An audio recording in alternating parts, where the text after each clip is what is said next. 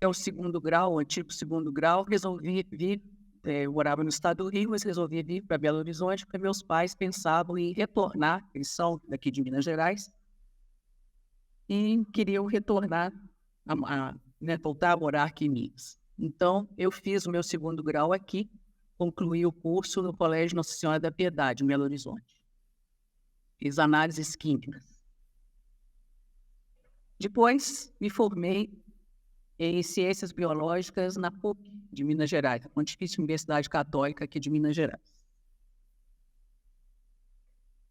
Meu primeiro contato com pesquisa foi um estágio remunerado que eu tive a oportunidade de fazer na área de microbiologia, ainda como aluna da PUC. Nós fizemos um trabalho de campo muito interessante, um levantamento sobre a incidência de Staphylococcus aureus na população de estudantes da PUC na ocasião, e foi um trabalho que me agradou muito. Eu gostei muito de fazer todo aquele trabalho de campo, análise dos dados, isso me motivou bastante. Tanto que eu até continuei como monitora de microbiologia por algum tempo.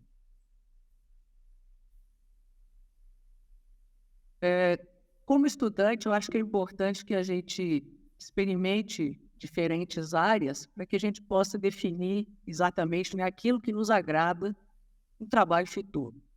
Então, eu também procurei fazer outros trabalhos em outras áreas diferentes.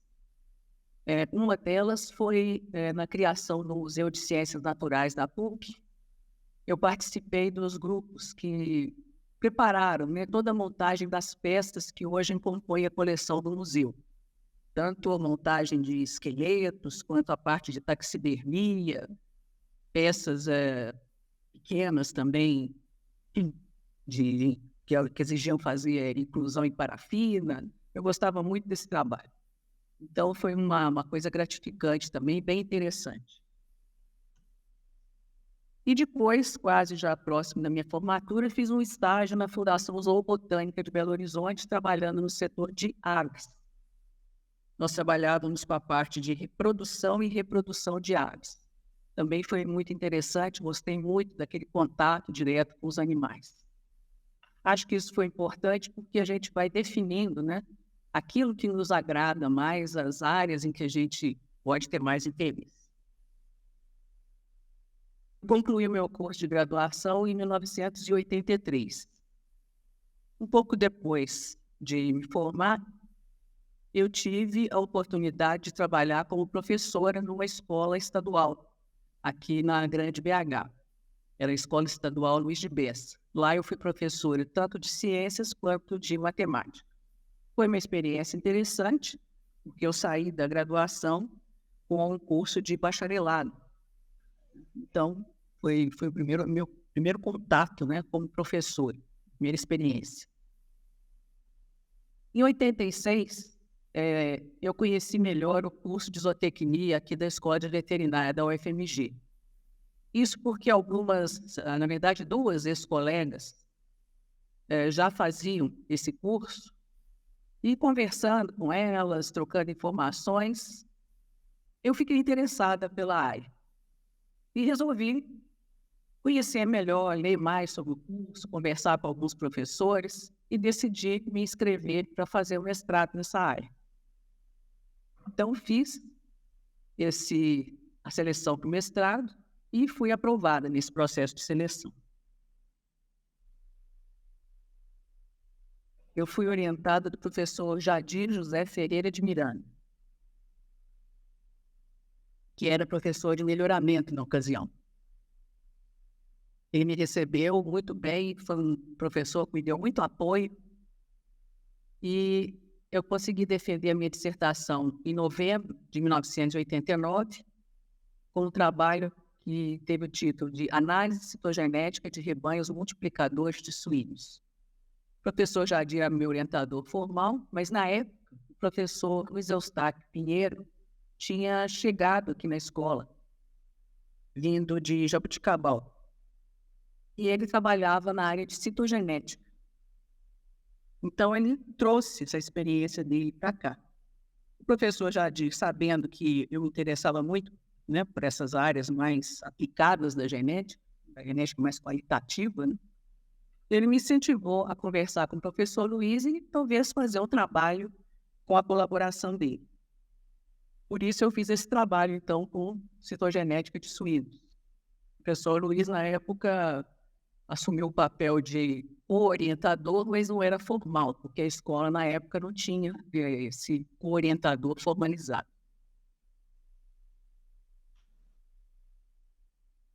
Quando eu terminei o mestrado, eu manifestei meu interesse para fazer também o doutorado.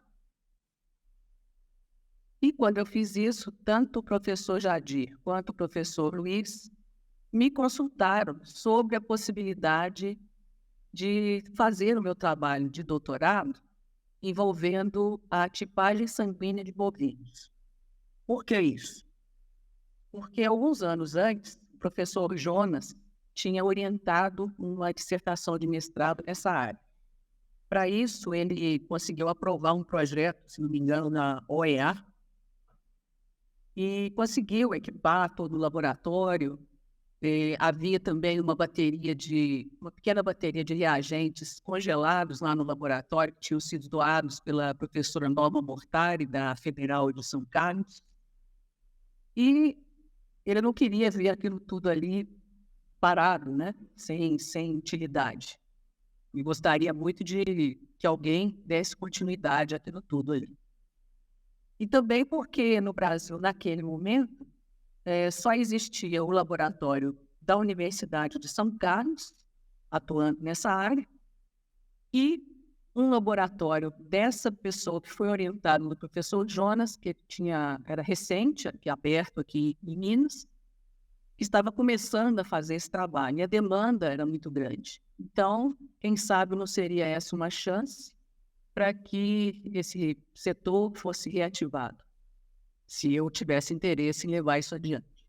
Eu não conhecia muito bem essa área, mas me interessei e falei, bom, vou procurar me informar a respeito. Então, procurei ler bastante a respeito, procurei teses, artigos, e realmente achei muito interessante, era um desafio, porque nessa área, o que nós chamamos de reagentes para tipagem sanguínea, eles não são comercializados, eles têm que ser produzidos.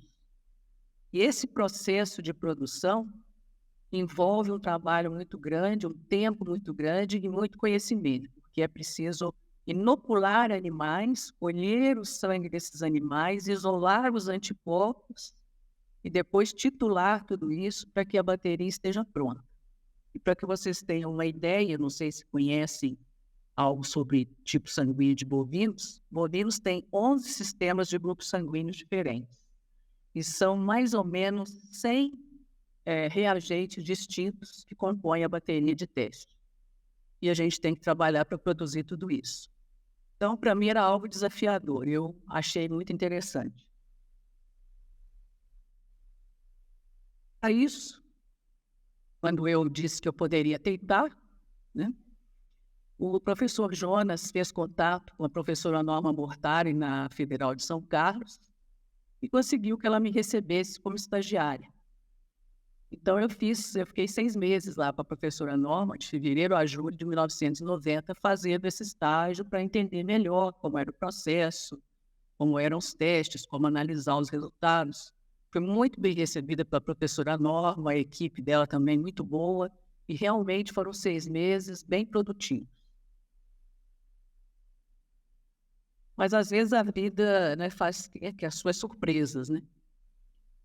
Quando eu retornei desse estágio, foi exatamente na época do governo Collor, tinha acontecido aquele plano Collor, e várias empresas estavam em uma situação mais complicada. A empresa onde o meu marido trabalhava demitiu vários funcionários, e ele foi um deles. Então, nós tivemos que nos mudar de Belo Horizonte, ele foi trabalhar num outro local. Então, saímos daqui e eu interrompi esse meu processo, porque teria que sair daqui. Não deu muito certo esse trabalho do meu marido, nós ficamos alguns meses fora e resolvemos retornar. Bem, retornamos. Quando eu retornei, logo no dia seguinte que nós chegamos aqui, eu vim à escola de veterinária para conversar com o professor Luiz, com o professor Jonas, o professor Jadir, que eram os professores que estavam, né, incentivando a fazer esse trabalho, explicar para eles o que tinha acontecido. Falei, olha, né, infelizmente, né, não foi possível, eu tive que sair, não vai dar para continuar esse trabalho. Então, eu fui, inclusive, levar o material que eu tinha produzido durante 6 meses lá no estágio, que talvez outra pessoa se interessasse em continuar com esse processo. Mas, com mais uma surpresa do destino, né? Nesse dia em que eu cheguei na escola de veterinária, era o último dia de inscrição para o curso de doutorado em ciência animal que começava em 1991. E aí os 3 insistiram, falaram, não, você chegou aqui, ó, é o último dia do curso, faz a sua inscrição, tenta. Se você passar, você continua com o processo. Bom, então, lógico, eu não desperdicei a oportunidade, eu fiz a minha inscrição. E fui aprovada no curso, para fazer o curso.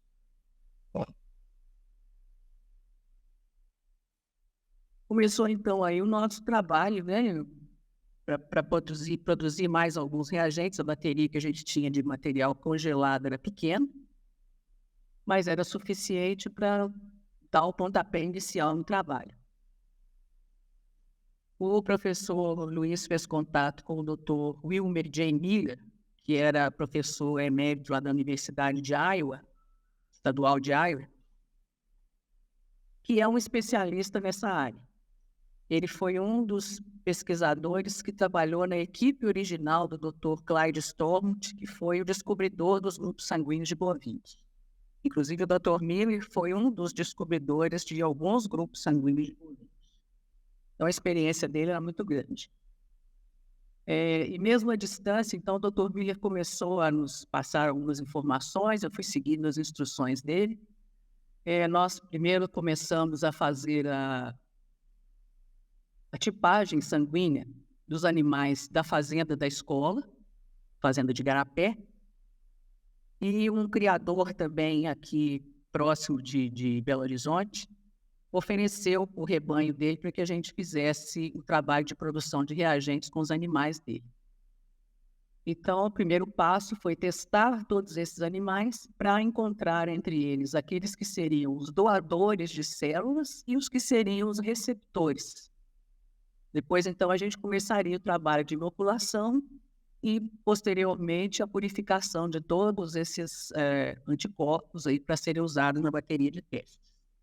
Então, nós começamos, meu primeiro trabalho em doutorado foi esse, porque a minha tese seria vinculada à tipagem sanguínea de bovinos. O professor Luiz tinha um projeto já aprovado. Nesse projeto, ele tinha uma bolsa para professor visitante estrangeiro. E ele trouxe, então, o Dr. Miller, que ficou conosco aqui por 2 anos. E foi uma das melhores coisas que aconteceu, porque com ele aqui nesses 2 anos, eu tive assim, uma orientação toda especial para fazer esse trabalho. Nós conseguimos produzir bastante material e quase que cobrir toda a bateria de testes. Eu consegui testar os animais que fariam parte do meu estudo de tese e defendi essa tese em fevereiro de 1994. O trabalho foi a identificação de fenogrupos do sistema B de grupos sanguíneos presentes em zebuínos e mestiços. Foi um trabalho interessante porque, até então, nós conhecíamos muito sobre grupos sanguíneos de bovinos de raças europeias, mas quase nada sobre os grupos sanguíneos de raças zebuínas. E esse trabalho nos permitiu conhecer um pouco mais. A gente conseguiu, inclusive, identificar, a gente chama de fenogrupos, né, grupos sanguíneos específicos de animais zebuínos.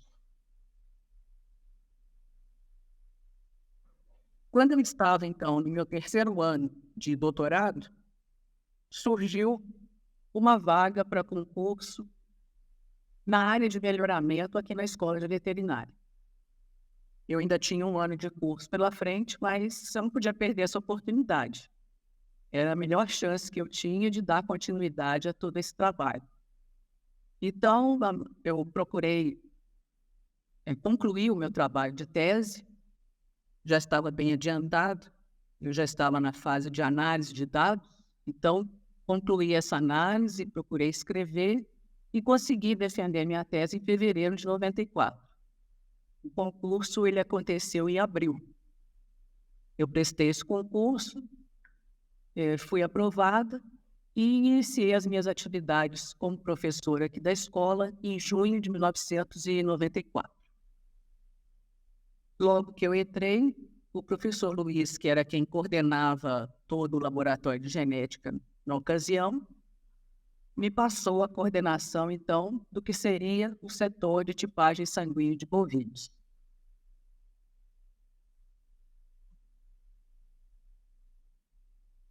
E em 1995, num outro projeto do professor Luiz, ele conseguiu trazer novamente o Dr. Miller para ficar mais 2 anos conosco. E isso foi ótimo, porque, como eu disse, a bateria de reagentes para tipagem é muito extensa.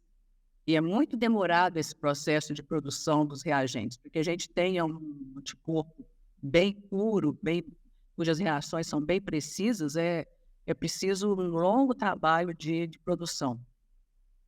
Então, a vinda dele novamente foi muito boa, porque me ajudou a concluir esse processo. E nós conseguimos, então, concluir, fechar a nossa bateria de testes para que a gente pudesse, então, oferecer, inclusive, testes de tipagem sanguínea de bovinos para a comunidade, fazendo um trabalho seguro, confiável.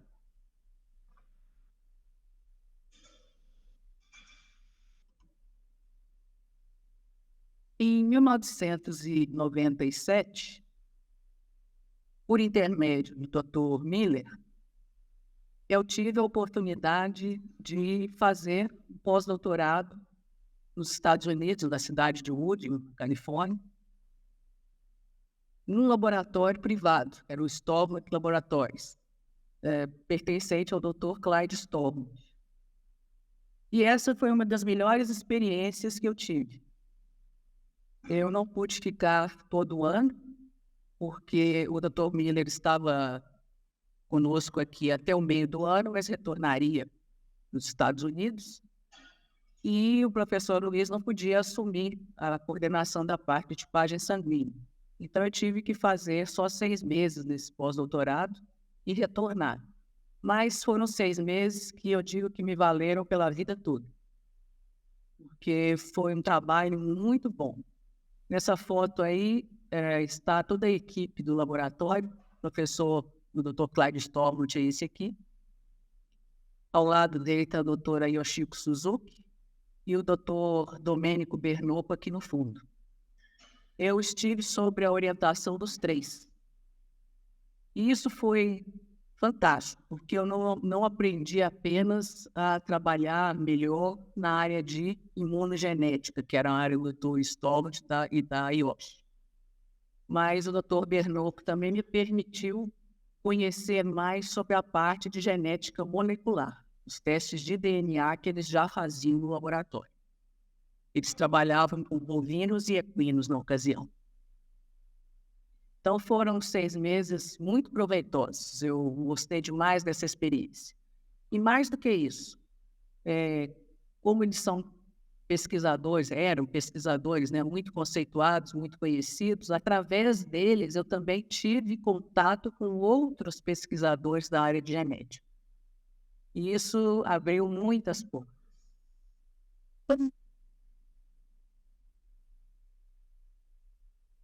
Inclusive, um dos pesquisadores que eu conheci por intermédio do Dr. Stormont foi o Dr. Ernest Bailey, que é esse que está aqui no meio nessa foto. E em 1999, eu recebi um convite dele para passar alguns dias com ele na Universidade do Kentucky, no Gluck Equine Research Center, fazendo um trabalho de pesquisa sobre anemia infecciosa de equinos. Eu queria estudar alguns aspectos genéticos da anemia infecciosa. Eu passei 40 dias com eles lá Todo esse processo foi custeado pela Universidade do Kentucky e também foram 40 dias que valeram por muito mais, porque, como o doutor Domênico Bernoulli também estava participando, nós não ficamos só no trabalho com anemia infecciosa. Eu também tive acesso a outras pesquisas do grupo do Dr. Bailey, e com isso eu pude, quando retornei, trazer novas técnicas para o laboratório de genética aqui da escola.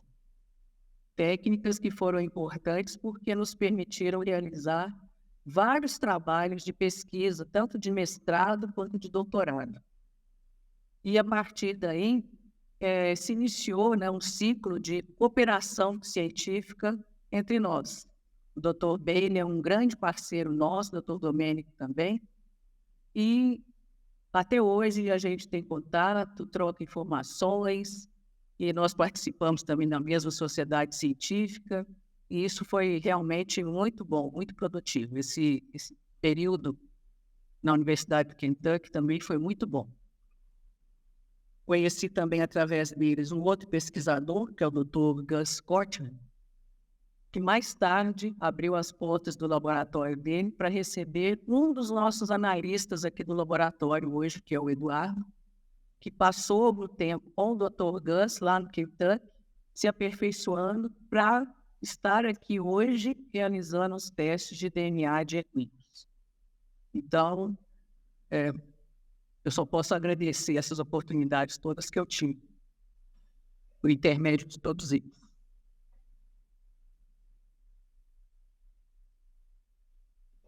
Aqui na escola, eu atuo no ensino desde que eu entrei para a escola.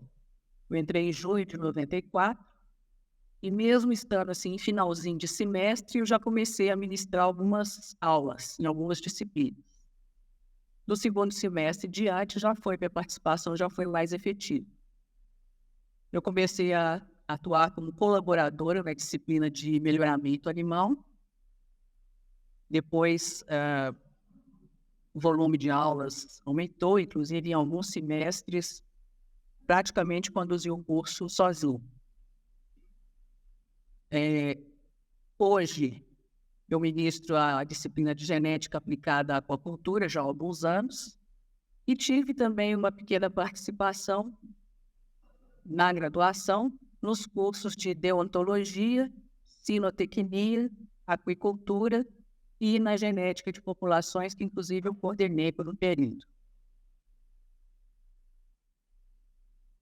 Na pós-graduação, também passei a participar desde que eu entrei na escola. Comecei primeiro como colaboradora na disciplina de citogenética animal, que era ministrada pelo professor Luiz. Depois acabei assumindo a coordenação dessa disciplina. Atuei também na disciplina de seminário de zootecnia, vários semestres. Coordenei a disciplina de biotécnicas aplicadas no melhoramento animal.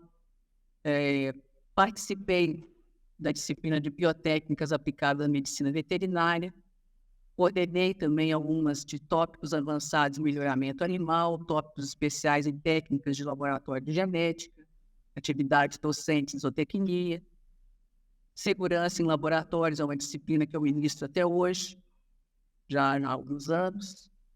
E tive também participação nas disciplinas de tópicos avançados em reprodução animal, problemas de doenças da reprodução, tópicos especiais em reprodução animal e produção comercial de peixes.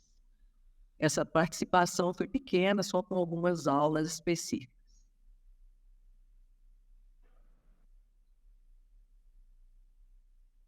Na pesquisa,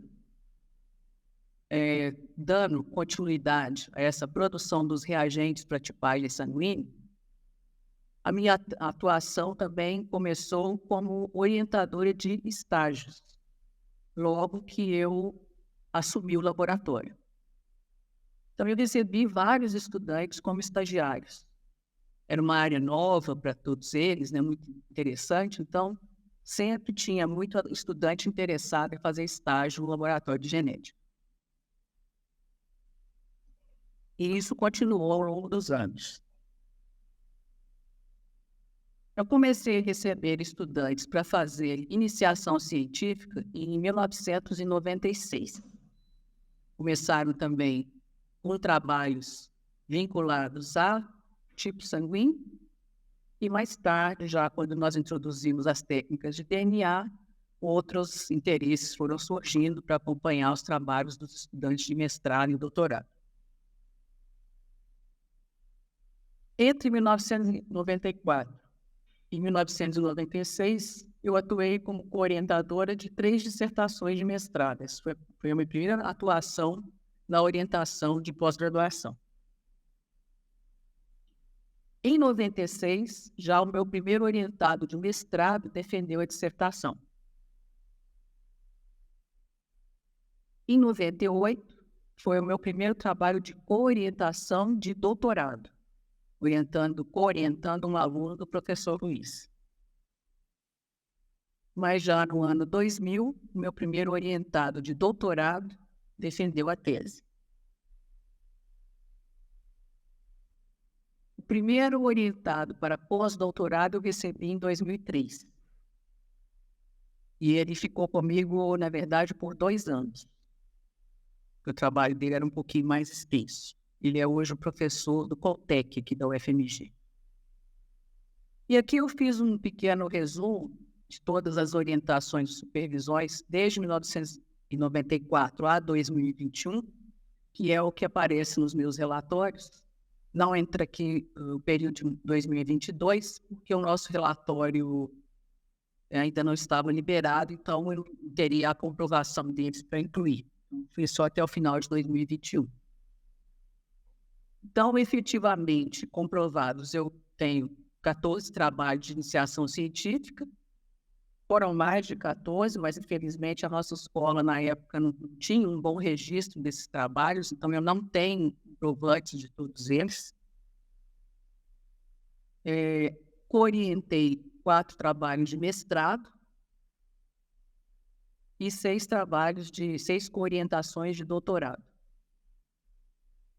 No mestrado, eu tive a oportunidade de orientar 15 trabalhos e também 15 orientações de doutorado, até o final de 2021. Fiz a tutoria de um bolsista dentro do programa Reúne, que foi o programa de expansão das universidades, né?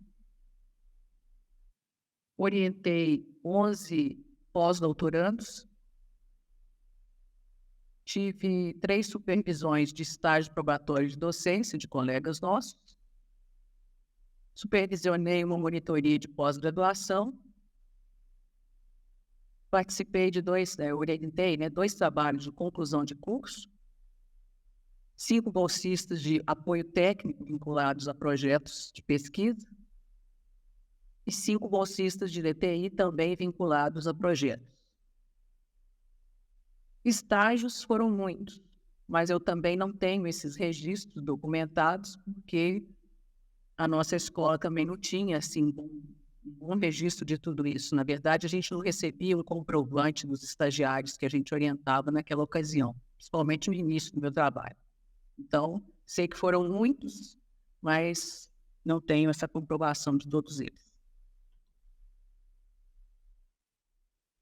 Durante esse tempo como orientadora e supervisora, né, eu tive a honra de ter alguns trabalhos de alguns alunos reconhecidos. Isso é muito bom para o aluno, isso é super importante, porque motiva o aluno a continuar.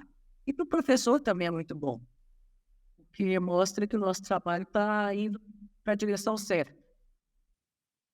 Então, aqui na Semana de Iniciação Científica da UFMG, em 2005, um dos nossos alunos recebeu aqui uma menção honrosa. Em 2006, uma outra aluna também, na mesma Semana de Iniciação Científica. Em 2006, um dos nossos alunos recebeu da Sociedade Internacional de Genética Animal um prêmio de $1.000, que foi um prêmio chamado Travel Bursary Award, o Daniel Carvalho, que recebeu esse prêmio. Em 2007, a mesma aluna que tinha recebido a menção honrosa em 2006 voltou a receber o mesmo prêmio na Semana de Iniciação, continuando o trabalho.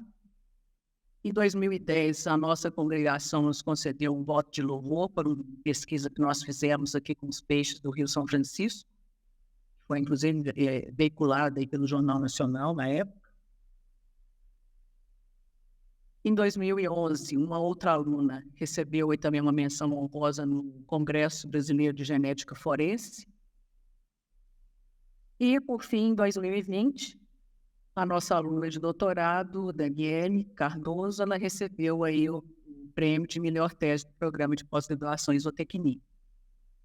Então, isso tudo me deixa bastante satisfeita, porque vejo que o trabalho está sendo importante para os alunos, inclusive, que está trazendo, né, um bom retorno. Quanto à minha atuação na pesquisa, eu pude participar como colaboradora em 7 projetos de pesquisa, principalmente no início do meu trabalho. 2 desses projetos foram desenvolvidos em parceria com instituições estrangeiras. Um foi esse trabalho que eu fiz em 1999, a convite do Dr. R. Pei, lá na Universidade do Kentucky. E o outro foi um trabalho que nós fizemos em parceria com a Fundação Parque Tecnológico Padan, da Itália, para desenvolvimento de um painel de SNPs para búfalos. Nós participamos colaborando com material proveniente de búfalos da raça Carabao. Eu pude coordenar 14 projetos de pesquisa. Um deles nós fizemos em parceria com uma instituição estrangeira, que foi a Universidade Nacional de La Plata. E esse trabalho visou o estudo de alguns SNPs, né, alguns SNPs ligados à precocidade sexual em bovinos da raça Buzerá.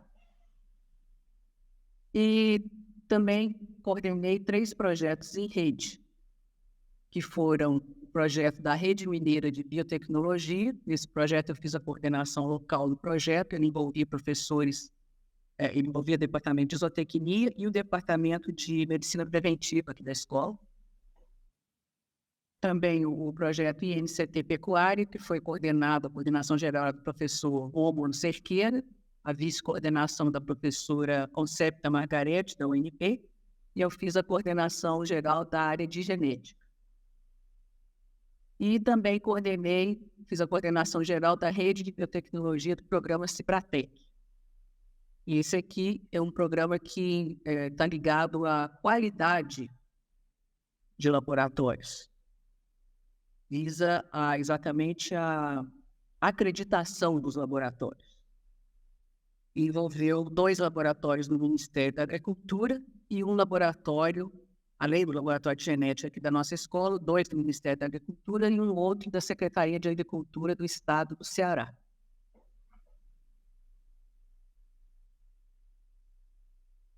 Esses trabalhos de pesquisa, nós conseguimos gerar algumas patentes. A primeira que nós pedimos foi para esse método e kit para quantificação de material de origem bovina e bubalina em produtos de origem animal. Esse pedido já foi aprovado, a patente já foi concedida. Posteriormente, nós fizemos um segundo pedido, que foi dos iniciadores, método e kit para identificação molecular de estrongilídeos gastrointestinais de ruminantes. Esse ainda está com um pedido de depósito. E o terceiro, que também ainda está com pedido de depósito, foi método e kit para detecção de espécies e produtos de origem animal. No segundo trabalho, nós conseguimos desenvolver um método que nos permite identificar até gênero vários estrongilídeos gastrointestinais de ruminantes. A identificação molecular é uma identificação mais precisa, bem interessante. E nesse terceiro pedido de patente, foi para a identificação de fraudes, né, em produtos cárneos, principalmente embutidos. Nós desenvolvemos aqui um método, aqui no laboratório, usando a técnica de RT-PCR, que nos permite identificar até 10 espécies de animais em produtos cárnicos.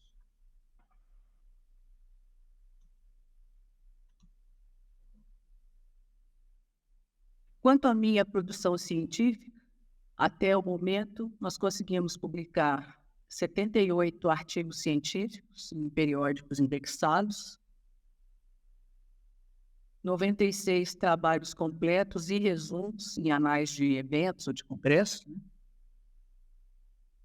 11 textos em jornais ou revistas, um livro, 14 capítulos de livros, 15 entrevistas, 5 trabalhos técnicos. E, continuando, eu também tenho alguma atuação como revisora de alguns periódicos científicos, como os Arquivos Latino-Americanos de Produção Animal, a Revista Brasileira de Zootecnia, o Arquivo Brasileiro de Medicina Veterinária e Zootecnia, Revista Brasileira de Reprodução Animal, Genetics and Molecular Biology, Bioscience Journal e a Pesquisa Agropecuária Brasileira.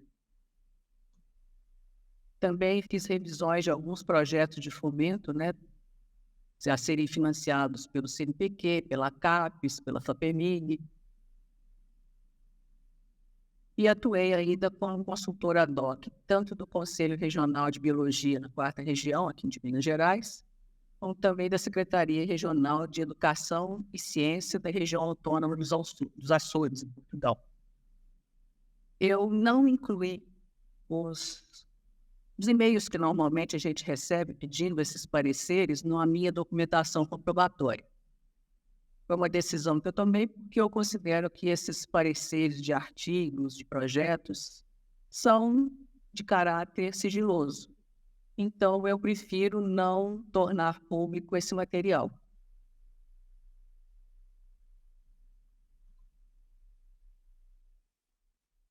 Desde o ano 2000, eu participo de uma sociedade científica, que é a Sociedade Internacional de Genética Animal, a ISAG. Participo como membro individual dessa sociedade e também sou representante de um membro institucional, que é o Laboratório de Genética da Escola de Veterinária. Além disso, desde 2014, eu faço parte do Comitê de Genética Forense da ISAG.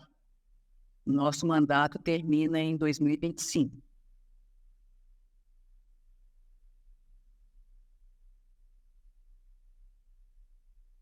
Até o momento, eu pude participar de 25 bancas de defesa de mestrado,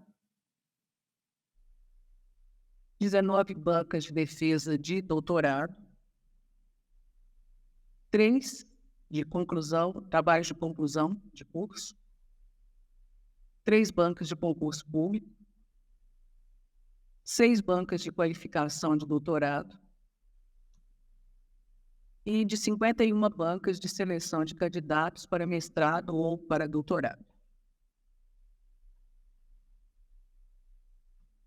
Também tive a oportunidade de participar nesse período de 59 eventos. Em 24 desses eventos, eu apresentei palestras ou trabalhos e participei da organização de 33 deles. Entre esses eventos, eu destaco alguns. O primeiro foi a 30ª Conferência Internacional de Genética Animal, conferência da ISAG, que ocorreu em 2006, em Porto Seguro, e eu também fui presidente desse evento. Ele ocorreu pela primeira vez no Brasil. Em 2004, eu colaborei na organização do 15º Congresso Internacional de Reprodução Animal. Em 2009, do 5º Simpósio de Búfalos das Américas e do 6º Simpósio de Búfalos das Américas e Europa. E, em 2012, do Simpósio Internacional em Doenças Infecciosas, Genéticas e Metabólicas de Equinos. Foi organizado pelo professor Gênero da escola.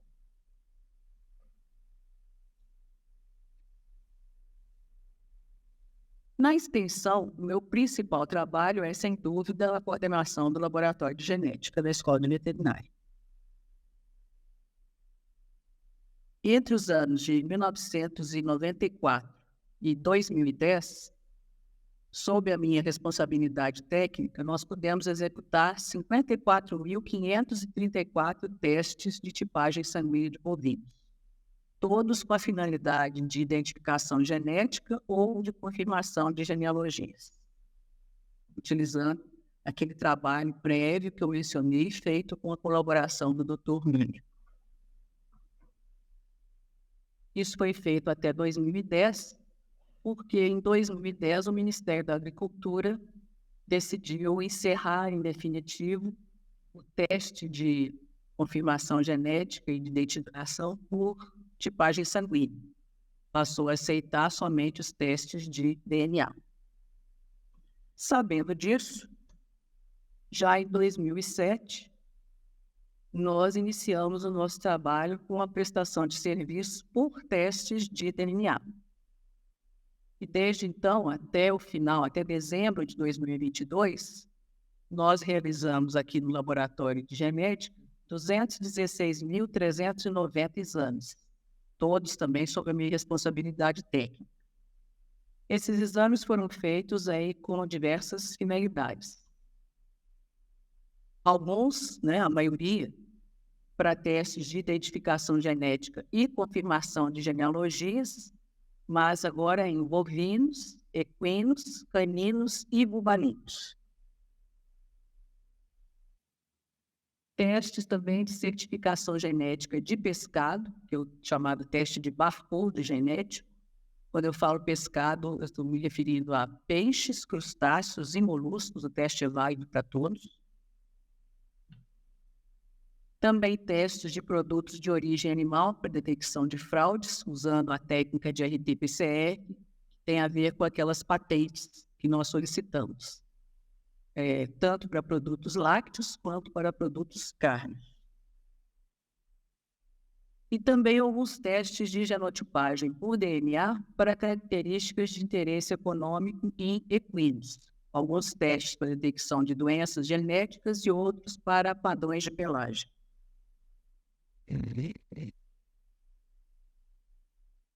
Ainda no trabalho de extensão, eu fui colaboradora num projeto de extensão e também tive a oportunidade de coordenar outros 5. Todos eles estão descritos no memorial, estão detalhados. Pude organizar e ofertar alguns cursos de atualização para técnicos de associações de criadores, principalmente criadores de equinos, e também alguns cursos para os auditores fiscais do Ministério da Agricultura, todos eles atendendo a demandas tanto das associações quanto do Ministério. De 2008 a 2019, eu fiz parte da Câmara Técnica de Bovinocultura de Corte do Conselho Estadual de Política Agrícola, a CEPA, da Secretaria de Estado de Agricultura, Pecuária e Abastecimento aqui no estado de Minas Gerais. Eu fui representante na área de bovinocultura. Atuei também como membro do Comitê de Genética Forense Animal da Sociedade Internacional de Genética. Desde 2014, o nosso comitê atua na padronização mundial de testes genéticos de animais por finalidade legal. Isso porque muitas vezes os animais estão envolvidos inclusive em cenas de crime. E pelas técnicas de DNA, hoje em dia é possível identificar, inclusive, que espécie de animal esteve presente naquela cena. Mas isso para que esses testes sejam válidos em qualquer laboratório, eles têm que ser padronizados, têm que passar por uma padronização internacional. Então, o nosso comitê atua nesse sentido, organizando testes de padronização.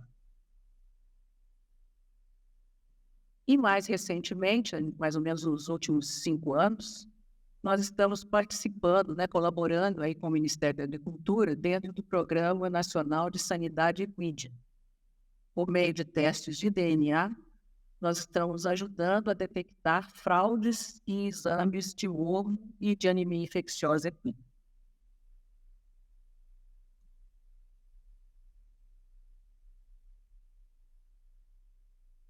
Na administração universitária,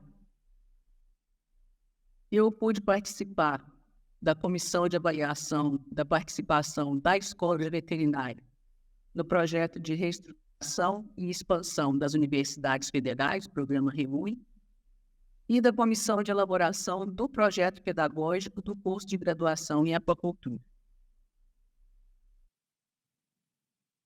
Também prestei assessoria à direção da Escola Veterinária na condução aí dos trabalhos de infraestrutura de funcionamento para o novo curso, que seria o curso de graduação em apicultura. Presidi a comissão de elaboração do projeto pedagógico desse curso de apicultura e fui coordenadora pro tempore do curso de apicultura, de fevereiro de 2009 a junho de 2009, quando então ocorreu uma eleição e eu assumi como vice-coordenadora. A coordenação na época então passou a ser feita pelo professor Edgar. Isso foi até 2012. Participei do núcleo docente estruturante do curso de apicultura, de 2010 a 2012. Fui membro da comissão permanente de pessoal docente da UFMG em 2 ocasiões, de 1996 a 1998, junto com a professora Evânia Maldini, também era do nosso departamento. Ela era titular, eu era suplente, mas, na verdade, nós duas atuamos como titulares, porque a CPP dela, não sei se ainda tem, mas na época eram 2 reuniões semanais bem longas, com muitos processos. Então, nós decidimos que cada uma de nós participaria de uma das reuniões e assumiria os processos daquela reunião, para que a gente pudesse um ajudar a outra. E depois, em 2002, de 2002 a 2004, eu fui convidada pela presidência da CPPD a atuar por mais 2 anos. Eles estavam passando por um período de transição e precisavam de alguém que tivesse já alguma experiência para colaborar com eles. Fui membro do Conselho Diretor da Fundação de Apoio ao Ensino e Pesquisa e Extensão, a FEP, que é a nossa fundação aqui na Escola de Veterinária, de 2006 a 2008 e depois de 2008 a 2010. Fui membro da Comissão da Biblioteca da Escola de Veterinária no ano de 2003 e também do projeto de reestruturação da Fazenda Modelo de Pedro Leopoldo em 2004, uma fazenda que pertence ao Ministério da Agricultura e que, na ocasião, estava cedida à Escola de Veterinária e estava sendo avaliado e a instalação de um projeto maior de âmbito universitário, que seria o Centro de Produção Sustentável da UFMG.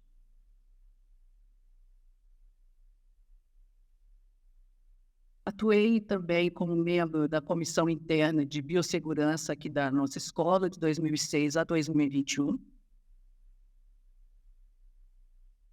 Fiz parte da comissão de elaboração das diretrizes de instalação do Centro de Produção Sustentável da UFMG em 2008, na Fazenda de Pedro Leopoldo. E atuei como chefe de departamento do Departamento de Zootecnia em 2 ocasiões, de 2004 a 2006, depois de 2006 a 2008. Bem, considerando tudo isso que eu consegui fazer, durante esses anos, eu acredito que as minhas contribuições mais relevantes foram, sem dúvida, a formação de todos os alunos que passaram por mim até hoje, tanto na graduação quanto na pós-graduação. E também o que eu pude contribuir para melhorar a qualificação de profissionais que passaram por mim como bolsistas e como pós-doutorandos no laboratório de genética. Acho que essa é a coisa mais importante que eu já fiz. Além disso, eu tive também a oportunidade de conduzir pesquisas, que foram todas, praticamente todas, voltadas para uma aplicação prática da genética animal no dia a dia da comunidade.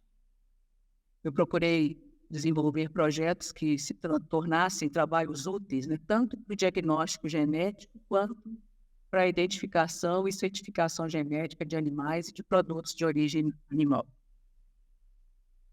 Eu acho que essa é uma boa maneira da gente destinar esses recursos públicos que a gente consegue para financiar nosso trabalho de pesquisa, dando um bom retorno para a sociedade. Eu realmente me sinto realizado por ter conseguido cumprir esse meu compromisso de tornar o laboratório de genética útil para a comunidade. Fico satisfeita de ver que hoje ele é um laboratório credenciado pelo MAPA, inclusive é considerado como um laboratório de referência nessa área de identificação genética. É o único laboratório público que atua nessa área. E é ainda um laboratório acreditado pela Inmetro. Nós, inclusive, acabamos de passar pela auditoria de renovação da acreditação na semana passada. Retrasada, na semana passada nós tivemos um feriadão. Acredito ainda, né, que eu deixei algo de bom para a nossa universidade, com essa pequena atuação que eu tive também na administração universitária, especialmente nos períodos em que eu pude contribuir como chefe de departamento e na elaboração de todo o projeto, de todo o processo para a implementação do novo curso, que é o nosso curso de aquacultura. Diante disso, eu só posso agradecer por tudo que eu fiz e por toda a colaboração que eu tive para chegar até aqui.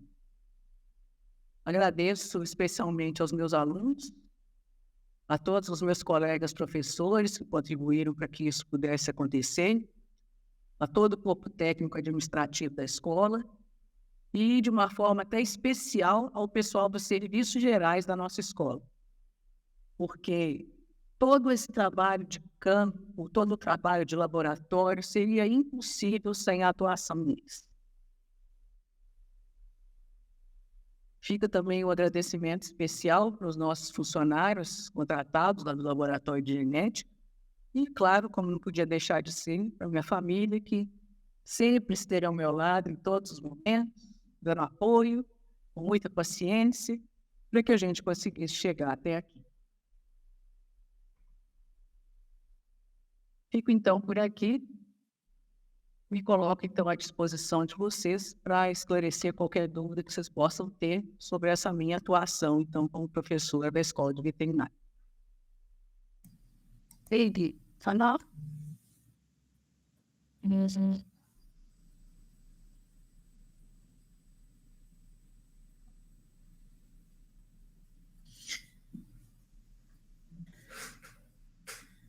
Agradecemos a apresentação da professora Denise. Nós vamos iniciar a próxima etapa, que é a dos questionamentos. Eu pergunto à banca se precisa de alguns minutinhos, a professora Denise, ou se podemos seguir. Por mim, tudo bem.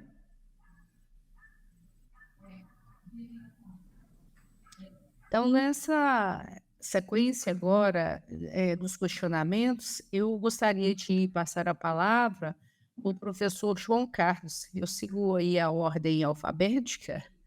Vamos aí na ordem alfabética, depois a gente vai revezando, né? Mas vamos iniciar primeiro a professora Denise, deve ser a primeira, para ser apresentação inicial. Carlos.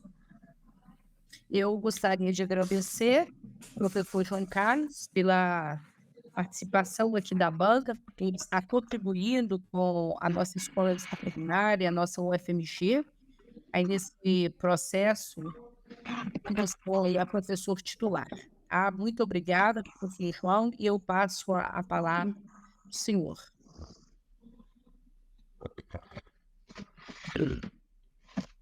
Bom, obrigado, professora Ângela.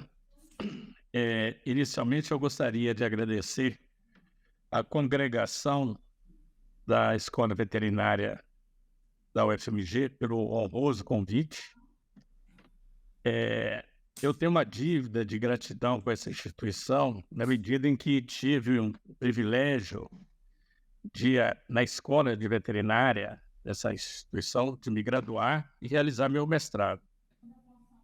Mais do que isso, também foi na Escola de Veterinária da UFMG que acolheu meu filho, o Carlos Eduardo, em seu processo formativo, tanto a nível de mestrado quanto a nível de doutorado.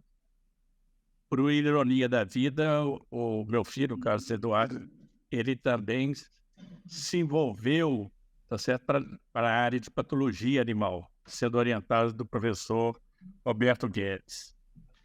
Bom, gostaria também nesse momento de cumprimentar os meus colegas de comissão, professor Bento, professor Hilke e a professora Ângela, que é a segunda oportunidade que eu tenho de estar trabalhando com ela, sendo seu subordinado nessas duas comissões.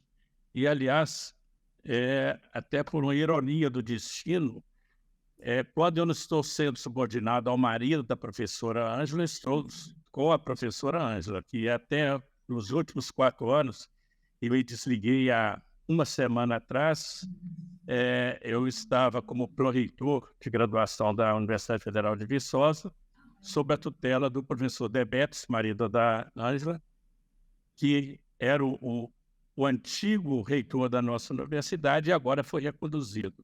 Só que eu havia dito para ele que eu não tenho mais fôlego, depois de 45 anos de universidade, de dar continuidade aos nossos trabalhos, aos trabalhos da UFV.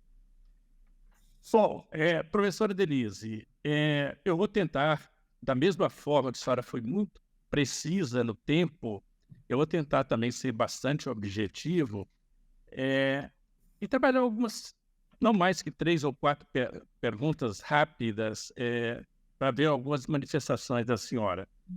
Mas de início, professora Regina, eu gostaria de registrar a bela trajetória que a senhora possui no Departamento de Zootecnia da Escola Veterinária, e essa trajetória que se iniciou como vírus do seu memorial em 1986, já com o início do mestrado com a orientação do professor Jadir, teve continuidade em 91, com a realização do doutorado sob a orientação do professor Luiz Eustáquio, para finalmente ser contratada a partir de 94, certo?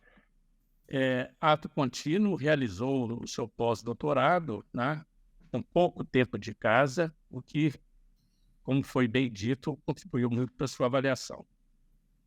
Bom, ao cumprimentá-la pela apresentação, professora Denise, com base nela que eu vou fazer até algumas considerações, principalmente essa consideração inicial. Eu li com atenção o memorial que a senhora apresentou, e o seu memorial, ele me pareceu uma compilação de atividades e ele foi, a meu ver, um memorial simples na sua redação e com um viés predominantemente descritivo. Eu quero dizer com isso que, da forma que ele foi redigido, ele não expressa a integralidade a contribuição que, na apresentação, nós vimos que ela foi muito rica, muito intensa no departamento de zootecnia, certo? Ele me pareceu mais singelo do que a própria apresentação oral que a senhora fez. Eu entendo que ele poderia, da mesma forma que na apresentação oral, ele ser mais analítico, mais crítico e enfatizando as atividades desenvolvidas em todo esse período, abordando, obviamente, como a senhora abordou, todas as contribuições nas diferentes áreas de atuação profissional e o efeito multiplicador dessa contribuição, tá certo? Os possíveis desdobramentos em consequência dessa contribuição. Eu quero dizer, em síntese, que a mim me pareceu que a apresentação oral da senhora ela foi brilhante e ela reproduz exatamente aquela contribuição que a senhora deu para a escola nesse período de praticamente 30 anos como contratada pela universidade ou pela escola veterinária. Mas eu gostaria que, nesse primeiro momento, e talvez até para exemplificar o que eu estou falando, professora Denise, fazer um pequeno recorte do seu memorial. No capítulo Atuação no Ensino, praticamente a senhora, com 2 linhas, define e estabelece que, durante a vida acadêmica, A senhora ministrou aulas em diversas disciplinas, tanto no curso de graduação como na pós-graduação, e apresenta uma relação detalhada numa tabela, tá certo? Eu confesso que daquela forma que foi apresentado, eu fiz uma análise, me parece, fria dessa contribuição, que, por certo, ela foi muito mais intensa. Mas aí eu gostaria de focar numa questão que não ficou muito claro, professora. Com relação à carga horária daquelas atividades da senhora, que quando a senhora põe na tabela, a senhora coloca lá a disciplina, o código, o ano e a carga horária. Eu fiquei sem entender se aquela carga horária se refere à carga horária total da disciplina, o que me parecia muito baixa, se fosse o caso, ou se aquilo ali é uma carga horária semanal média. Semanal. Porque essa unidade de medida ela não está expressa na tabela, porque lá fala de carga horária total, e não de uma média, tá certo? Com relação a isso, a senhora poderia fazer algum comentário, professora? Sim, professor. Só para me ter um entendimento melhor. Não, é carga horária semanal. É porque ela aparece assim no nosso relatório mais antigo, e como eu usei esses relatórios como comprovantes, eu reproduzi aqui. Mas é a nossa carga horária semanalmente. Tá, tudo bem. Então tá esclarecido. Vendo o seu memorial, a senhora no primeiro, ou durante praticamente 20 anos, a senhora trabalhou muito intensamente, ou assumindo, ou participando da disciplina melhoramento. E depois de uns 10 anos para cá, a senhora não mais atua nessa área. Isso teve algum motivo? Foi o curso de aquacultura recém-criado que teve um envolvimento maior da senhora? Ou qual o motivo? Enfim, ou foi uma opção? Eu trabalhei, sim, no melhoramento há muito tempo, como colaboradora, em alguns momentos praticamente assumindo a disciplina, mas a partir do momento em que foi criado o curso de aquacultura, eu assumi a disciplina de genética aplicada à aquacultura. E as aulas, os horários de aula são coincidentes com a disciplina de melhoramento. Então, eu optei por assumir a disciplina de genética, porque não seria possível participar das duas. E também outros professores de melhoramento se incorporaram ao departamento de zootecnia. Então, o melhoramento poderia ser totalmente assumido por eles. Na genética para a aquacultura, eu sou a única professora. Perfeito, perfeito. Bom, professora, no seu memorial, a senhora destaca lá, e falando nessa questão da aquacultura, que a senhora participou de uma comissão de avaliação que levou à definição da participação da Escola de Veterinária no REUNI, certo? Um período que eu reputo de maior transformação das universidades federais, quando se trata de crescimento, de expansão, sobretudo de vagas, de infraestrutura e de corpo docente. Entendo que foi uma comissão de extrema relevância. Bom, mas nesse momento, não é uma coincidência, eu estou entendendo que foi nesse momento que de um processo, de uma comissão, decorreu para uma opção, que foi a opção de criação do curso de aquacultura na Escola de Veterinária da UFMG. E nesse curso de aquacultura, parece que o envolvimento da senhora, ele foi e continua sendo, creio eu, de muita relevância, de muita importância, na medida que a senhora participou, presidiu da comissão que elaborou o projeto pedagógico, foi coordenadora pro tempore, foi membro do NDE. Então, nesse contexto, eu gostaria de saber da senhora o seguinte: no cenário atual, porque passa a educação superior, e aí vamos falar educação superior tratando do ensino de graduação, com uma queda vertiginosa do número de inscritos no Enem e com uma oferta desproporcional de vagas do ensino à distância, o que tem dificultado muito intensamente muitos indicadores acadêmicos, sobretudo aqueles indicadores acadêmicos relacionados com o ingresso nos cursos, aqueles relacionados com a permanência nos cursos, tá certo? E veja que eu estou falando disso para profissões regulamentadas, né? E aí se eu tiver de dar 2 exemplos aqui, eu vou falar que existe uma crise nacional, sobretudo quando se trata de cursos de licenciaturas e até mesmo os bacharelados em engenharia, eles estão numa fase hoje, num viés de baixa.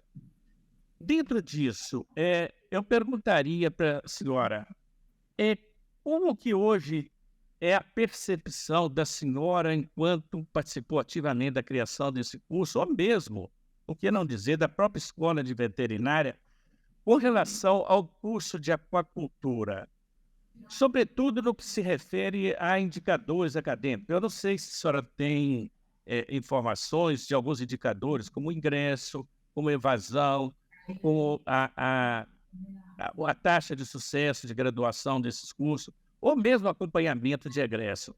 É lógico, só para finalizar essa contextualização, professora, eu sei que essa área é uma área extremamente importante, tá certo? Na nossa economia, na nossa área de atuação, da veterinária, da zootecnia e também da aquacultura, que é uma cultura de organismos aquáticos, e que, obviamente, que em países vizinhos, como o Chile, como a Argentina e o Uruguai, é uma área já muito, muito promissora, e mais do que promissora, ela é uma área muito estudada. Agora, aqui no Brasil, nós tínhamos aqui algumas instituições que totalmente trabalhavam com a cultura, mas não com a sanidade de organismos aquáticos. E hoje, como a senhora vê todo o potencial desse curso de aquacultura? Bom, professor, no momento em que o curso foi criado, quando surgiu o programa Reúne, a universidade abraçou imediatamente a criação de novos cursos. A universidade. Dentro das unidades, ele foi bastante discutido. Esse nosso grupo discutiu muito dentro dos departamentos, depois na congregação, até que se chegasse à conclusão de que era interessante criar um novo curso. Havia um outro professor aqui na escola, que era o professor Lincoln, que encabeçava essa proposta. O professor Lincoln teve que se aposentar do time de saúde.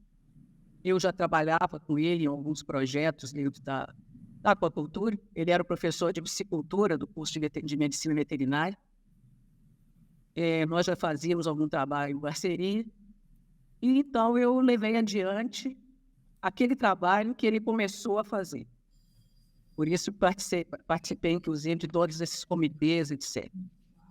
Naquele momento, quando o curso foi criado, nos pareceu bastante interessante criar esse novo curso, porque é uma área carente.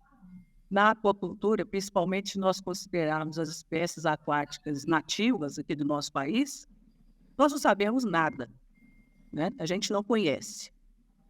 Então, nos pareceu uma área muito interessante que poderia realmente abrir novos campos de trabalho e de pesquisa para muitos dos nossos alunos, né? E inclusive para outros que viessem até nós. Profissionais, inclusive, com cursos de capacitação, etc. Então, foi um momento em que nós consideramos muito válida a criação desse curso. Mas procuramos criar um curso com o pé no chão. Não oferecemos um grande número de vagas porque nós não sabíamos como isso ia funcionar. Abrimos um curso com um número restrito de vagas. O curso já vem funcionando desde 2010, já formamos várias turmas, vários dos nossos alunos são hoje alunos, alguns até já concluíram cursos de mestrado, de doutorado, e seguem, muitos deles, trabalhando nessa área. Hoje, se o programa estivesse em discussão agora, para ser criado hoje, eu não sei se a postura da escola seria a mesma. Com toda a dificuldade que a gente tem de recursos, principalmente, acho que seria difícil criar esse curso. Mas ele está aí, estamos levando o curso, ele tem passado pelas avaliações, tem sido bem avaliado. Não tenho essa informação sobre a quantidade de egressos, etc., como estão. Posso até depois tentar levantar esses dados, mas não tive tempo assim, para me envolver diretamente com isso. Eu me afastei do colegiado já faz algum tempo. Mas eu acredito que se fosse hoje, não sei se a postura da escola seria a mesma, favorável à criação do novo curso. Mas ele tem sido interessante, nos permitiu trazer novos professores, que também agregaram muita coisa. Acho que não só o curso de aquicultura, porque a gente trabalha em parceria com eles também no curso de medicina veterinária. Então, trouxeram áreas novas para a escola, novas áreas de pesquisa. Eu acho que, nesse sentido, tem sido bem interessante. Nós pudemos criar aqui alguns setores, por exemplo, nosso laboratório de aquicultura, um setor interessante que envolve várias áreas de pesquisa. Isso não existia antes. Se tornou uma realidade para a escola. Então, apesar de tudo, apesar de todas as dificuldades, acho que está valendo a pena por ter sido criado lá tantos anos atrás. Apesar de todas as dificuldades, estamos levando à frente, está valendo a pena. Nós temos produzido bons profissionais dentro desse curso. Temos, sim, um nível, eu não sei o número exato, mas vejo que alguns alunos desistem do curso, outros usam esse curso como ponte para fazer uma outra coisa, mas acho que isso é normal em todas as áreas. Então, não sei se respondi a sua pergunta. Não, está claro sim, professora, está claro. Bom, por fim, professora, até para a gente dar oportunidade para os outros colegas também participarem do processo, eu gostaria de fazer uma consideração inicial e ver qual que é a percepção da senhora a respeito. Bom, temos aí a pandemia, certo? E essa pandemia, obviamente, que foi uma situação de excepcionalidade que nos levou a muitas improvisações. E, felizmente, nós conseguimos ainda, eu estou falando nós, enquanto instituição de educação superior, as universidades públicas em particular, avançar nesse processo. Quando eu falo em avançar nesse processo, mas aí vem agora uma questão que ela fica no dia a dia, no nosso cotidiano, a ser refletida, a ser pensada. E um dos maiores desafios hoje das universidades, sobre as universidades públicas, vamos considerar as universidades públicas, e não as instituições privadas, porque os interesses são diferentes. Enquanto nós trabalhamos com o ensino gratuito, inclusivo, de qualidade, obviamente que não todas, mas a grande maioria das instituições privadas tem um viés mais mercantilista no processo. Mas eu vejo, então, que a universidade ela tem que buscar novos caminhos para reorganizar as dinâmicas do ensino-aprendizagem e integrar os diversos processos acadêmicos, toda vez que o processo de aprendizagem recomendar. A rigor, na minha percepção, revisões, investimentos e incentivos a inovações tecnológicas e metodológicas precisaria ter sido realizada há décadas pela comunidade educacional, sobretudo pelas instituições privadas, que, no fundo, ela é muito conservadora, certo? Bom, feito essas considerações, hoje, o que a senhora entende ou imagina como educadora, como participante ativa desse processo, de todo esse contexto educacional em que hoje se fala muito da aprendizagem híbrida, envolvendo a participação de estudantes e professores em tempos e espaços variados. Enfim, nós podemos ter ganho com essas novas tecnologias de informação e comunicação, como ocorreram durante, ou que nós utilizamos durante a pandemia. Obviamente que quando eu estou falando isso, eu não estou defendendo uma virtualização do ensino, mas sim utilizar essas ferramentas para melhoria da qualidade do ensino, para melhoria do processo de ensino-aprendizagem, para dar maior autonomia ao estudante, para dar maior possibilidade desses estudantes construir o seu próprio trajeto. Como que a senhora vê isso? Nós podemos avançar nesse processo? Devemos avançar nesse processo? Eu acho que sim, professor. Eu acho que esse formato híbrido aí pode ser muito útil, sim, se ele for bem conduzido. A parte teórica, por exemplo, ganha muito, porque a gente pode atingir o nosso aluno em longas distâncias, né? Então, ele pode participar, mesmo não estando aqui presente. Lógico que a parte prática a gente não pode levar em consideração nesse tipo híbrido, né? Na minha área, por exemplo, como é que a gente vai fazer pesquisa à distância? A gente tem que estar no laboratório, tem que manusear o material, tem que analisar aquilo ali em loco. Então, é diferente. Para cada área é uma situação. Mas para várias disciplinas, eu acho que foi muito bom, que ajuda muito. Só o fato do aluno poder, por exemplo, ter o material ali gravado para assistir, rever quantas vezes ele quiser, esclarecer qualquer dúvida, isso é ótimo.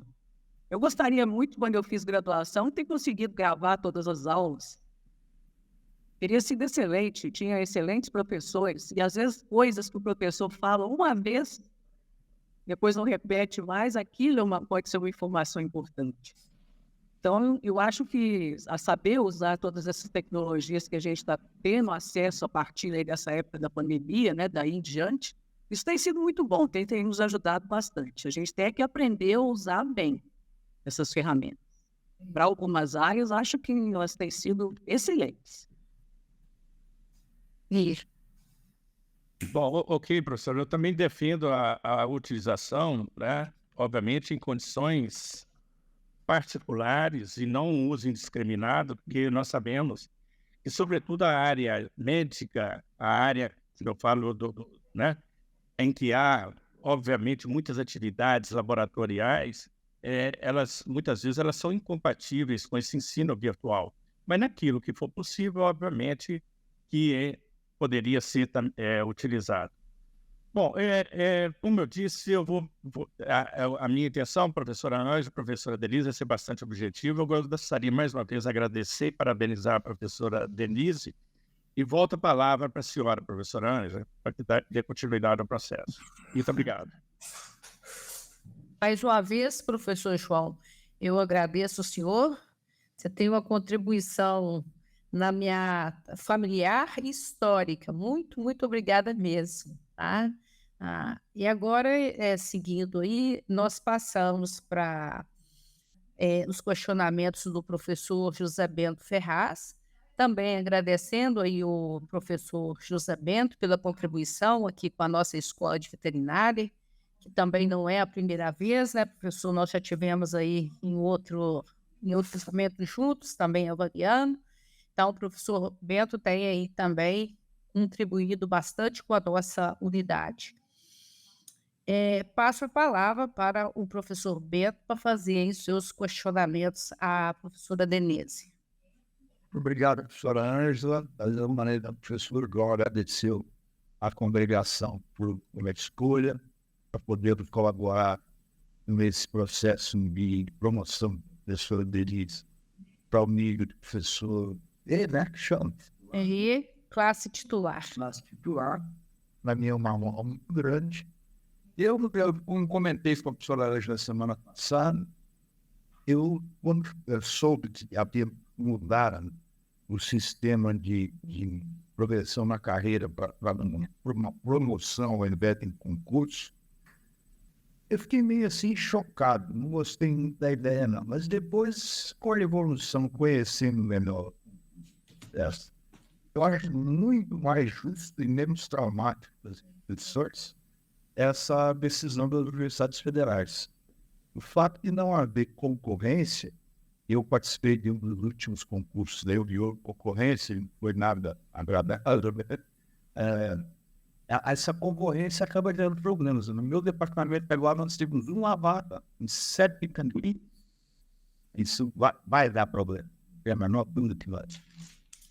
E com essa mudança das federais, que fica muito parecido com o que acontece nos Estados Unidos, nas americanas principalmente, eu acho que é muito interessante. Quem chegou no patamar e acabou-se, não tem muito que discutir, nem concorrer com os outros para gerar problemas. Sobre esse enfoque, primeiro memorial da Denise, eu conheci ainda como aluno, acho, né, Denise? O que estava aí, né? E que eu sou um dos poucas pessoas no mundo que lembro o Luiz Eustáquio, tá? Eu trabalhei muito com ele, ele foi meu colega de pós-graduação, ele estava no doutorado no estado. Ler o seu memorial, escutar a sua apresentação, foi um remembering muito gostoso para mim, né? A Norma Mortari estava terminando o doutorado quando eu entrei na graduação. O Luiz foi meu companheiro o tempo todo, até eu sair de Jabuticabal, em 81. O Sr. Stormer, que eu conheci, a companheira da Norma, que hoje está na Califórnia, Cecília. Exatamente. Eu tive lá um Davis há uns anos atrás e conversei rapidamente com ela. Ver isso aqui, falar do Luiz, ver até a foto do Luiz, e foi muito agradável. O Luiz fez parte importante da minha carreira, eu acho que hoje o Bill nessa dito, foi uma troca muito interessante.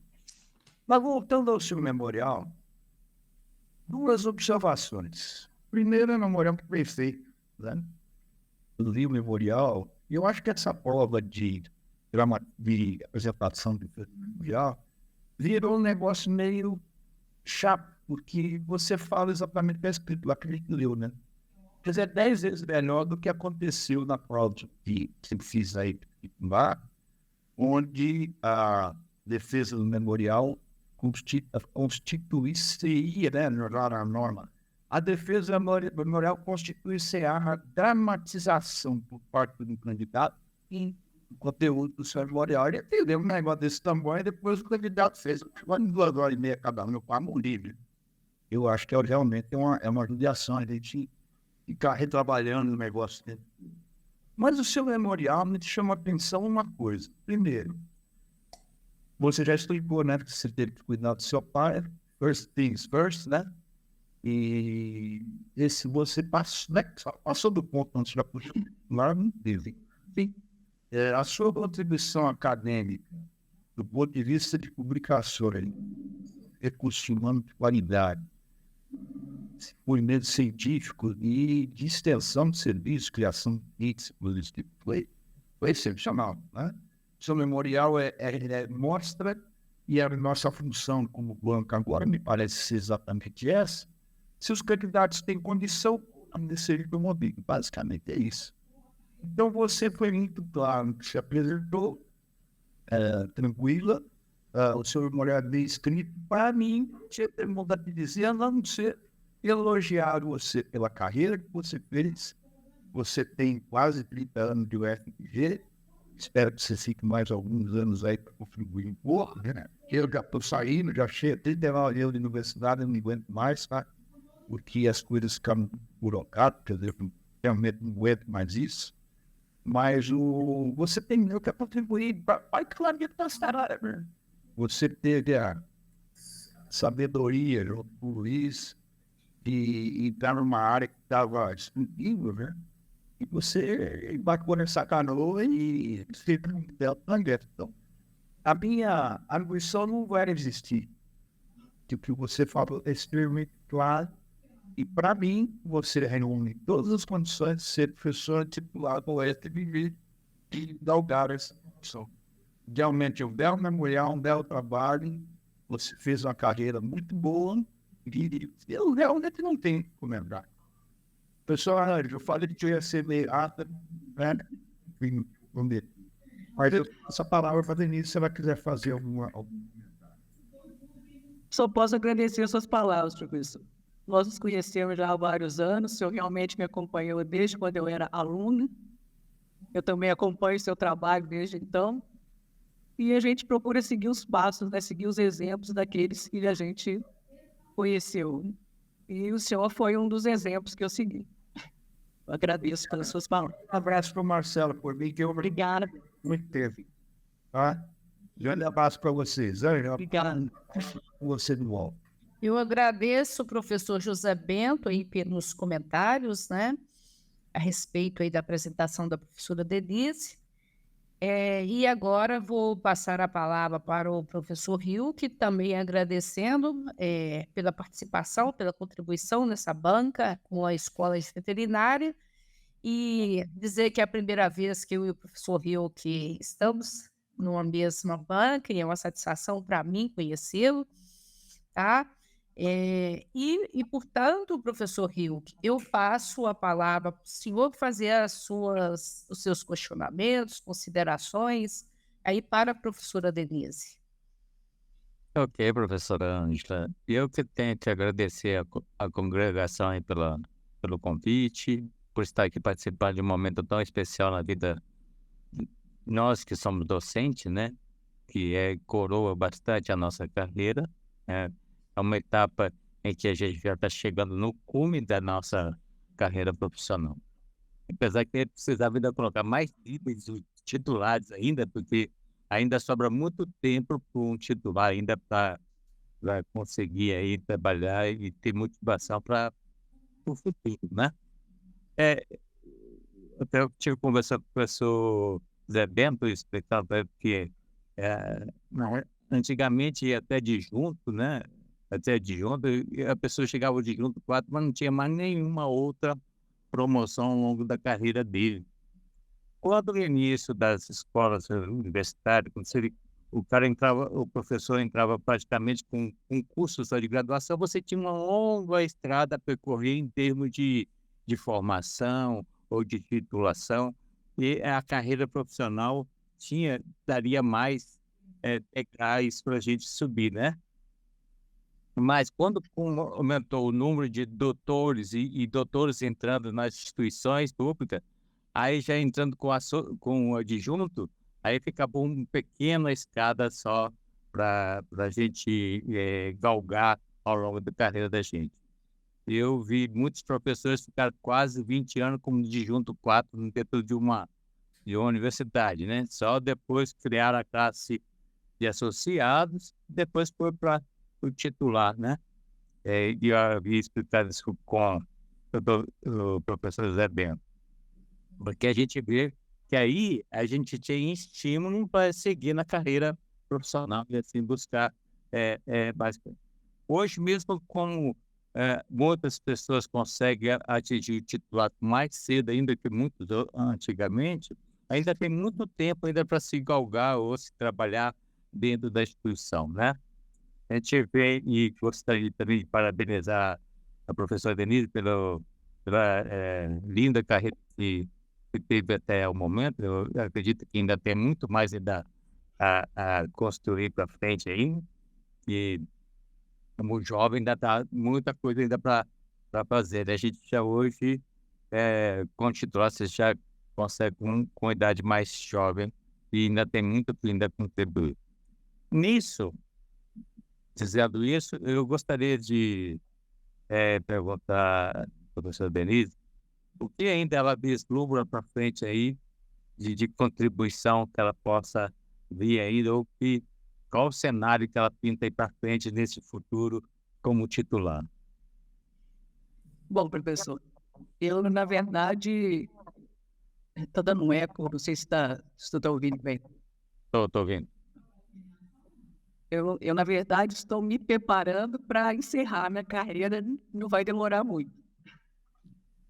Porque na genética, a genética é uma área muito dinâmica, essa área da genética qualitativa. A todo momento a gente tem novos processos surgindo, novas técnicas, e é preciso que a gente se mantenha atualizado. Para que o laboratório seja realmente produtivo, para que a gente possa fazer pesquisas importantes daqui para frente, eu preciso trazer sangue novo, trazer gente nova, que vai trazer novas técnicas, que tem tempo ainda para sair, que tem condições, inclusive, de ir para outro lugar, fazer um pós-doutorado, trazer coisas novas, né? se capacitar mais.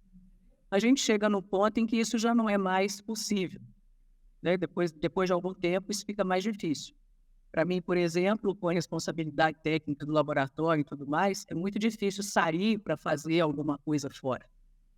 Então, fica difícil para eu trazer coisas novas para o laboratório. Então, nesse momento, o meu empenho agora está em formar, né, em capacitar melhor uma outra professora da escola que deve assumir a coordenação do laboratório no meu lugar. Ela agora está sendo treinada, né, aprendendo assim, detalhes. Ela também é da área de genética, foi nossa aluna, inclusive, mas ela agora está entrando numa área assim, mais específica, aprendendo, né, pegando aqueles detalhes, aquelas coisinhas mínimas que ela precisa ter, aquilo que ela precisa conhecer para poder assumir a responsabilidade técnica do laboratório. Não é fácil, então meu empenho agora, nesse momento, é na formação da professora Daniela, que deve me substituir, e eu espero que no futuro o laboratório possa continuar, que ele continue atraindo a atenção de bons alunos. Eu tive a sorte de ter bons orientados. A professora Ângela é testemunha disso, participou conosco de várias bancas, né, Ângela?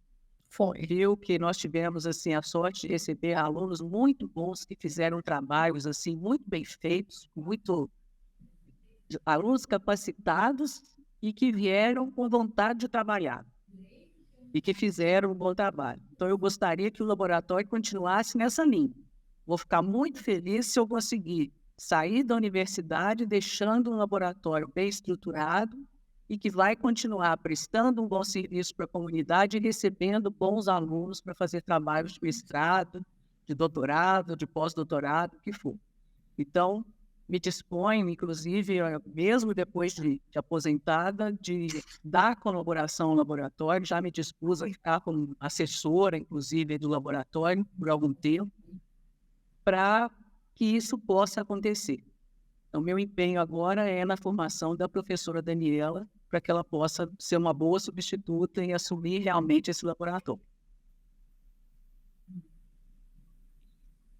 Excelente, porque eu acho que a experiência que você tem ao longo dessa carreira ainda tem muito que contribuir, pelo menos na formação e na orientação desses novos que irão assumir a condução da universidade, do laboratório, né? É muito interessante porque isso traz para eles uma vantagem enorme, ter alguém como orientador. Na época tua, eu também, você teve alguns orientadores, mas muito ainda a se construir, se já construiu até hoje, tem que começar mais difícil, né? Continuar a crescer é mais fácil, né? Eu também vou fazer como o professor Zé Bento, vou encerrar por aqui. Eu agradeço muito aí o convite e parabenizo pela excelente carreira que teve e que possa aproveitar aí a vida ainda, seja profissional ou pessoal, com mais tranquilidade, com mais alegria, tá bom? Muito obrigada, professor Hilke. E agora, então, professora Denise, é a minha vez, né, da gente conversar um pouco. Eu queria, em primeiro lugar, te parabenizar pela sua apresentação. Eu acho que a sua apresentação foi muito esclarecedora. Eu sempre acho que quando a gente lê o texto, a apresentação é sempre mais esclarecedora. E mais uma vez foi, né? Eu também, e você sabe que nós trabalhamos em muitos momentos aqui dentro do departamento juntas, né? Fizemos em várias atividades, várias comissões. Então, eu conheço muito bem a sua seriedade, o seu compromisso com a instituição, o seu compromisso com o laboratório. Te admiro muito por isso. Você é uma pessoa firme e muito comprometida, muito institucional. Acompanhei toda a sua... você acabou de falar aí para o professor Hilke da sua dedicação, da sua busca de entregar um laboratório e ficará feliz de vê-lo bem conduzido nas mãos de outro docente. Eu acompanhei toda a sua busca aqui de deixar alguém, né, por meio de concurso. Agora você pegou aí um outro caminho de treinar a professora Daniela, do seu empenho, a sua dedicação firme aí para com o laboratório. Então, eu tenho muita admiração pela sua trajetória e pela sua forma de atuação dentro do departamento em função do seu compromisso com a instituição. Eu voltaria a perguntar só uma questão que eu fiquei em dúvida, mas é muito breve aqui, com relação à carga horária. Quando você colocou lá no memorial, por exemplo, 0, às vezes você coloca um número bastante pequeno, às vezes 0,15. Aquilo é um cálculo considerando as 15 semanas, é uma fração considerando as 15 semanas, que é o semestre letivo. Você já respondeu que é semanal, o professor João. Mas eu fiquei sem entender se é um cálculo baseado, é uma fração baseada nas 15 semanas do período letivo de um semestre, porque vocês acabam que dividem disciplinas. Por exemplo, quando pega melhoramento, aí divide entre 2, 3 professores. Então, poderia ser uma carga de algumas semanas ou uma carga de uma fração em relação a 15 semanas. Você lembra de como você colocou essa carga horária lá no seu memorial? Ângela, eu não lembro, eu usei o mesmo cálculo do INA, tá? Porque esse aqui eu extraí a maior parte dos dados veio do INA, então eu usei o mesmo formato do INA. Eu acho que o INA, ele considera a fração das 15 Eu acho que sim, eu acho que pode ser, mas eu não tenho certeza. semanas. Ele não é muito claro. Uhum. Depois o REDOC mudou, o REDOC é mais fácil de entender, mas o INA é complicado. Não, e muitos erros. Muito erro. Então, assim, fica difícil compilar isso daí direitinho, porque o INA tinha muito erro que a gente pedia para corrigir, eles não corrigiam, né? Acaba do mesmo jeito. Eles nunca conseguiram corrigir. Falei, olha, eu vou ter que usar o que está no INA, porque é a comprovação que eu tenho aqui, é do jeito que eu tenho aqui. Tá, não, mas o INA é baseado nas 15 semanas. Se você tirou de lá, eu também Exatamente várias vezes naquele INA, fiz parte das comissões, trabalhei com aquilo ali por um tempo. Agora, uma outra questão, você tem um trabalho muito forte de extensão e o laboratório que você coordenou, ele era de muita, sempre foi e ainda é de muito prestação de serviço, visibilidade. Eu diria assim, seu laboratório é um dos principais aqui do nosso departamento, né? Vou falar um dos principais, para a gente não ser injusto, mas ele é muito forte. E a gente via, naquela ocasião que eu tive na chefia, não sei se foi num momento específico, mas ele se destacava muito, o seu laboratório. E aí, com o trabalho aí de muito teste de paternidade. E a extensão universitária, ela, apesar de, nos últimos tempos, ela tem sido um pouco mais valorizada, mas eu acho que ainda está muito aquém. Então, a gente viu isso aí no último relatório quadrienal, que a CAPES, que não trazia nada da extensão rural, trouxe aí alguma variação da extensão, mas quando a gente foi ver lá no final os resultados, ainda não foi dada a devida importância, né? Eu queria saber de você, se você, na sua longa trajetória, porque você tem uma trajetória grande aí na extensão, o que você pensa disso? Como que a gente poderia? Porque eu acho que o impacto para a sociedade é muito importante. Há uma valorização muito grande aí da parte de publicação científica, mas eu vejo, assim, no meu entendimento, que, no fim mesmo, esse impacto para a sociedade, que está lá no produtor, de quem vai usar mesmo a técnica, eu questiono se ele não chega a ser mais importante do que a publicação, e principalmente num sistema de publicação muito difícil que nós temos. A gente conduz, nós captamos recursos para publicar, então o Brasil gasta aí o recurso, conduz a pesquisa,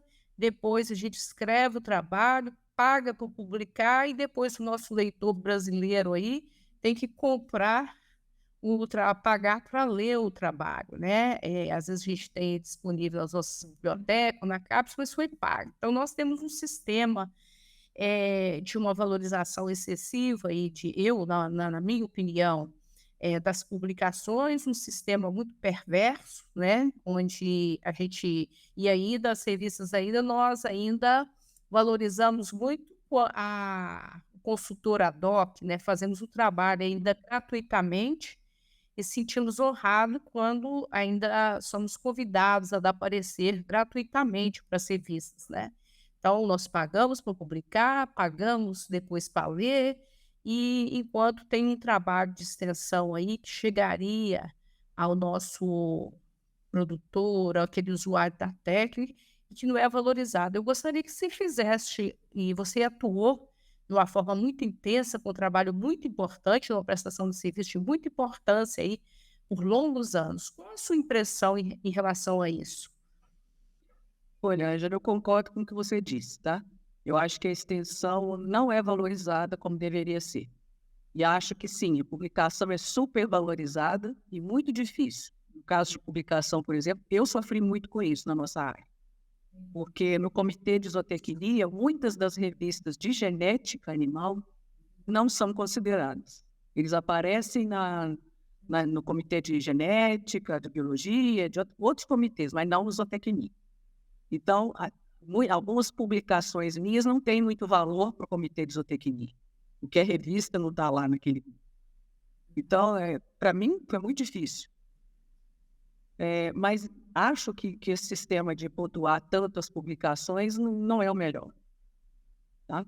A extensão tinha, sim, que ser mais valorizada. E por que eu acho isso? Primeiro, porque eu acho que a melhor maneira da gente dar um retorno para a sociedade desses recursos públicos que a gente recebe para pesquisa. Se você faz um trabalho que vai ter uma aplicação prática, esse é o melhor retorno que a gente pode dar. Eu sou totalmente contra aquele trabalho que você faz, vai para a prateleira lá da biblioteca e fica esquecido para sempre. Isso para mim não tem sentido. Então eu sempre procurei estimular os alunos a fazerem coisas que tivessem uso prático, que fossem úteis para alguém. Nesses trabalhos de extensão, você vai ver que eu tenho ali coordenação de alguns projetos, principalmente com o trabalho com bubalinos, que a gente procurava fazer muito trabalho junto aos produtores, muito dia de campo, muita coisa desse tipo. Porque essa é a maneira da gente levar para aquele produtor, que é quem vai usar o nosso trabalho, a informação. E nada melhor do que você ir até ele. Ver naquelas condições em que ele trabalha, o que ele precisa, como é que ele está vivendo ali, aquele dia a dia do trabalho dele, para ver onde que a gente pode ajudar, o que a gente pode fazer. E depois levar, dar um retorno para ele daquilo que foi feito. Então, eu procurei fazer bastante trabalho nesse sentido também. Tive cooperação aí grande também, a professora Célia Quirino, lá da UENF, né, que também se envolveu muito nesse trabalho. Nós trabalhamos muito tempo juntas aí com esse trabalho dos búfalos. Isso foi muito bom. Eu aprendi muito com isso e acho que essa é uma aplicação muito boa que a gente faz dos trabalhos de extensão. Então, a extensão, sim, tem que ser valorizada, mais valorizada. Eles, inclusive, reduzem a nossa carga horária na extensão. Nós temos um número limitado de horas. Para que isso? Se a gente vai oferecer cursos, etc., que também são atividades de extensão, por que limitar essas horas de trabalho na extensão? Por que tão limitadas? Devia ser um pouco maior essa quantidade de tempo que a gente pode dedicar para a extensão. Então, eu concordo com você. A extensão tem que ser mais valorizada. Ela precisa chegar atingir mais o nosso trabalho, precisa ser mais bem visto. Além disso, o trabalho que a gente faz no laboratório, a gente presta um serviço, arrecada um recurso. Onde que é usado esse recurso? Ele mantém o laboratório funcionando, paga os funcionários, paga tudo que a gente precisa e financia trabalhos de pesquisa, de mestrado e doutorado.